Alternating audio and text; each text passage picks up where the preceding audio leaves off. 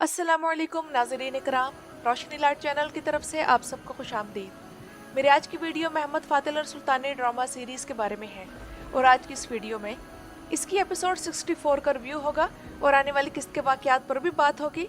तो अगर एपिसोड 64 को मैं ओवरऑल रिव्यू करूँ तो अच्छी किस्त थी और मुस्तकबिल के लिए वाक़यात को बिल्डअप किया गया। मसलन विलाद ने बहादुर को जिस तरह से धोखा दिया वो बहादुर पाशा के आने वाले बदतरीन दिनों की तरफ इशारा है। इस एपिसोड में पॉलिटिकल डायलॉग्स भी थे और गद्दारी भी, कुर्बानी भी थी और मकाराना चालें भी।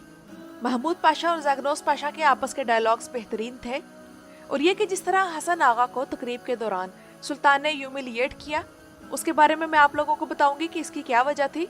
और फिर एपिसोड का आखिरी सीन तमाम किस्ते वाक़यात पर बाजी ले गया और हम हैरान रह गए कि सुल्तान किस तरह जान गया कि उनके दरमियान एक विलाद का भेजा गया कारिंदा है। वैसे मैं तभी हैरान हो रही थी और सोच रही थी कि सुल्तान फातेह किस तरह आसानी से महमूद पाशा की बात से कन्विंस होकर हुसैन को यनीचरी का सरबराह बनाने पर मान गए हैं। मुझे यकीन था कि सुल्तान का कोई खुफिया प्लान इसके पीछे होगा। हुसैन को देखकर मुझे लगा था कि विलाद को धोखा देना उसके लिए बहुत मुश्किल है, लेकिन फिर मालूम हो गया कि सुल्तान फातेह ने विलाद के ट्रैप में अपना ट्रैप सेट कर दिया है। सुल्तान ने हुसैन आगा को जिस तरह से बेइज्जत किया, कुछ लोग इसे नार्सिस्टिक बिहेवियर कह रहे हैं, लेकिन मेरे ख्याल में ये सुल्तान फातेह का सेल्फ कॉन्फिडेंस है, क्योंकि महमद का किरदार चैलेंजेस को पसंद करता है और किसी पर भी भरोसा नहीं करता, चाहे वो कोई भी हो। हर कोई उसके लिए मशकूक है, चाहे वो कितना ही वफादार हो। और ये एपिसोड देखकर सीजन 1 की किस्तें याद आ गई, खास तौर पर वो बैकग्राउंड म्यूजिक सुनकर जब सुल्तान फातेह यनीचरी की औजाक से निकलते हैं, तब जानदारली के दिनों की याद आ गई। डेवलपमेंट के लिहाज से ये किस्त पिछली 2 किस्तों से पीछे थी, लेकिन आप इसे सियासी हेर फेर वाली किस्त कह सकते हैं। और यकीन कीजिए कि जब सिनेरियो में ये ट्विस्ट देखा कि महमूद की डील हुसैन के साथ हो गई है और उस मौके पर सुल्तान की एंट्री भी हो गई, तो गूज बम्प्स फील हुए। यानी कि हम में से किसी को भी इस टर्न की तवक्को नहीं थी। सच मानिए तो महमूद पाशा अब तक वो वाइब नहीं दे सका जो जानदारली पाशा ने दी थी, और उसने सुल्तान, ज़ैगनोस और हर एक को जहानत में पीछे छोड़ दिया था, और इसीलिए जानदारली अपने ही तकब्बुर के जाल में फंस गया था। और इस एपिसोड में महमूद पाशा ने निज़ामुल मुल्क का जिक्र किया तो वो शायद भूल गए हैं कि वो उस दौर में हसन सब्बा थे जिसने आमरीत की पॉलिसी सीख ली थी और अब इसे अल-फातेह सीरीज में अप्लाई कर रहा है। वैसे निज़ामुल मुल्क का जिक्र तो अब आया है। मैं काफ़ी दिनों से सोच रही थी कि इस सीरीज में तकरीबन सारे बड़े बड़े अदाकार तुर्की के आ गए हैं, लेकिन महमद ओज़गुर अभी तक नहीं आए।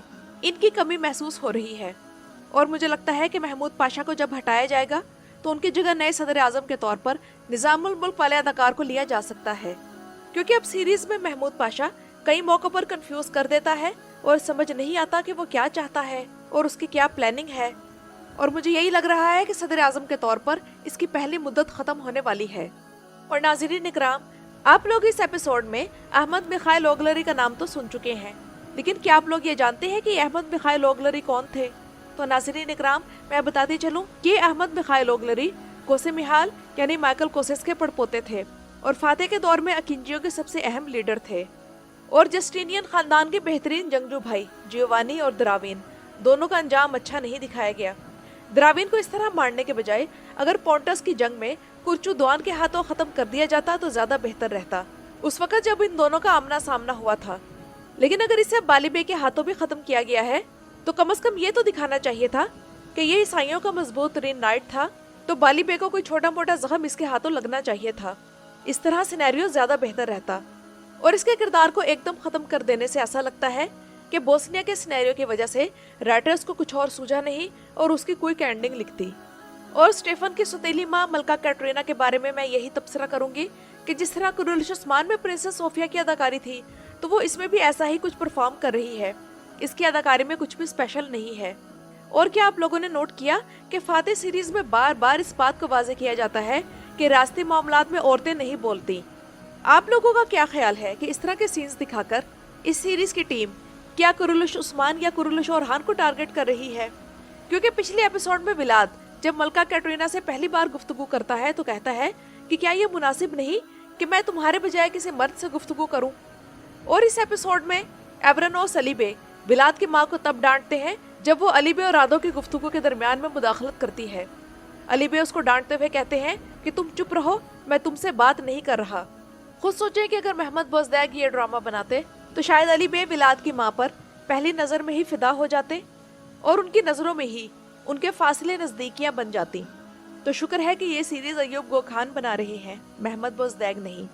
इसलिए अली बे ने भी उस बुढ़िया के अंदर की बदफितरत को महसूस करके उसे डांट दिया, क्योंकि ये दोनों मिलकर जो हाल अब एरिन का बनाने लगे हैं, तो मुझे तो इस बेचारी पर बहुत ही तरस आ रहा है कि वो कहाँ फंस गई।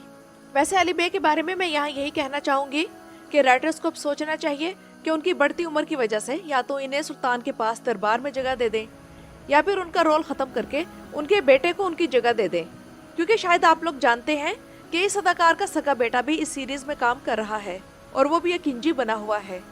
और नाज़रीन इकराम, बहादुर पाशा की बात करूं तो बाली बे के साथ उसका पेयर बेहतरीन है, लेकिन वो अपनी जिंदगी की सबसे बड़ी गलती कर चुका है और अब इसका खमियाजा भुगतेगा। क्योंकि विलाद तो वो चीज है कि शहाबुद्दीन ने मरते वक्त विलाद की तरफ जब देखा था तो हैरान होकर नहीं देखा था कि विलाद ने उसे किस तरह धोखे से मारा, क्योंकि सियासत में ऐसा होता रहता है, बल्कि शहाबुद्दीन के चेहरे पर यह हैरानी थी कि इस जैसा बेवकूफ कभी मेरा शागिर्द रहा।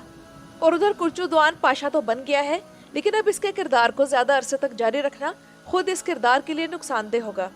लेकिन इससे पहले हमें यह भी देखना है कि पाशा बनकर वो हमें क्या परफॉर्मेंस दिखा सकता है।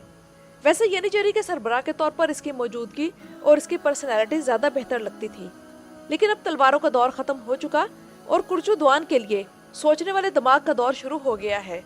और तुर्की ड्रामों की बड़ी अच्छी बात यह भी है कि वो अपने मुख्तलिफ शहरों के प्रोडक्ट्स की मशहूरी कर देते हैं, जैसे ताज कोपरू का वो लसन जो स्तुल्म शाखा कुर्चुद्वान को तोहफे के तौर पर देना चाह रहा था। तो नाज़रीन इकराम, अब राइटर्स इस सीरीज में बोस्निया भी दिखा चुके हैं और स्टेफन और मलका कैटरीना को भी, लेकिन अभी भी सीजन खत्म होने में 20 किस्तें तकरीबन बाकी हैं। उम्मीद है कि वलाकिया की मुहिम इस सीरीज के आखिर में या फिर तीसरे सीजन के स्टार्ट में आएगी, क्योंकि अभी ये सीरीज 1461 ईस्वी में है, तो वलाकिया की मुहिम 1462 ईस्वी में हुई थी और बोस्निया की मुहिम 1463 ईस्वी में। तो नए ट्रेलर के हिसाब से विलाद और सुल्तान के दरमियान इस वक्त एक शतरंज की गेम चल रही है। विलाद सुल्तान को बोस्निया की जंग में घसीट कर थकाना चाहता है, लेकिन सुल्तान फातेह इस गेम का किंग है और इस हकीकत से भी वाकिफ है, तो तमाम डोरियां इसके हाथों में है। इसलिए तारीख के मुताबिक वलाकिया की मुहिम के बाद ही सुल्तान फातेह ने बोस्निया की मुहिम शुरू की थी और विलाद की तरफ से स्टीफन के महल में शहाबुद्दीन को कत्ल करना इसी शतरंज की गेम की एक चाल थी। और जब स्टीफन ने इस कत्ल का इल्जाम बोगो मिल्स पर डाल दिया, तब भी विलाद को गुस्सा आया था और सुल्तान के गुस्से का रुख ही दोबारा से बोस्निया की तरफ मोड़ने के लिए बहादुर को बेवकूफ बनाया और बाकी सारी चालें चली। और बिलाखिर बोस्निया की शहजादी रोज सुल्तान फातेह के दरबार में पहुंच जाएगी और इस्लाम कबूल करके चचा खातून में बदल जाएगी। एक तरफ बहार खातून के फैंस गुस्से में हैं कि उसे एकदम क्यों गायब कर दिया गया है और उसका कोई फेयरवेल सीन भी नहीं दिखाया गया। दूसरी तरफ गुलशा के फैंस गुस्से में हैं कि उसे इतना मीन क्यों दिखाया जा रहा है। तो आप इन दोनों किस्म के फैंस को मसरूफ रहने दें और हम चलते हैं इस खबर की तरफ कि सरकान चायोगलो ने most popular male TV series actor का stars of the year award जीत लिया है, जिसे Yildiz Technical University business club ने ऑर्गेनाइज किया था। इस बेहतरीन किस की रेटिंग में कमी की वजह मुझे समझ नहीं आई। क्या तुर्की के लोग नहीं देख सकते या इनमें सेंस नहीं कि ये सीरीज हिस्टोरिकल आर्टिस्टिक मास्टरपीस पेश कर रही है, लेकिन तुर्की वालों को कुछ खबर ही नहीं है। तो नाज़रीन इकराम, ये तो थी मेरी आज की वीडियो। अपनी राय का इजहार कमेंट्स में ज़रूर कीजिएगा। मेरी वीडियो देखने का शुक्रिया।